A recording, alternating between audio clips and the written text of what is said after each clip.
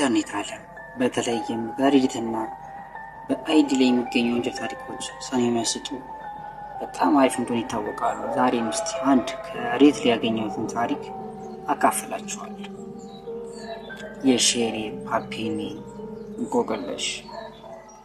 እንደ አውሮፓውያን በ2016 ካሊፎርኒያ ግዛት ውስጥ ሼሪ ፓፒኒ የምትባል ወጣት እናት ለስፖርታዊ ሩጫ እንደወጣች አልተመለሰች። ባለቤቷ ኪዝ ስልኳን የጆሮ ማዳመጫዋን መንገድ ላይ ተጥሎ ሲያገኝ ፍለጋው ተጀመረ። መላው አሜሪካ በጉዳዩ ተደናገጠ።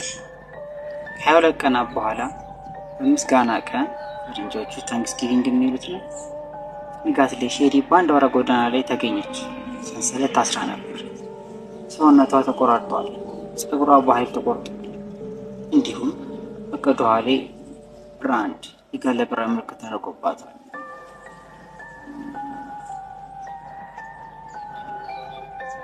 ፖሊሶች ለዓመታት ምርመራ ሲያደርጉ ቆይተው እንደ አውሮፓውያን አቆጣጠር በ2021 አስደንጋጭ መረጃ አገኙ። በልብሷ የተገኘው የዲኤንኤ ናሙና ከታገተችባቸው ጋር ሳይሆን ከቀድሞ ፍቅረኛዋ ጋር ተገጣጠመ።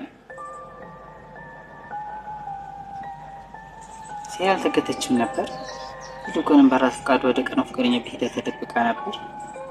ወይስ በሰውነቷ ላይ የነበሩት ቁስሎችና ምልክቶች ራሷን ለመግደል ያደረገቻቸው ነበሩ? ዓላማ ምን ነበር አይታወቅም። ቤተሰቧና ፖሊስ ለ6 ዓመት ታስራ ቆይታለች። እንደዚህ አይነት መሳጭ ታሪኮችን ከፈለጉ ይከታተሉ። እናመሰግናለን።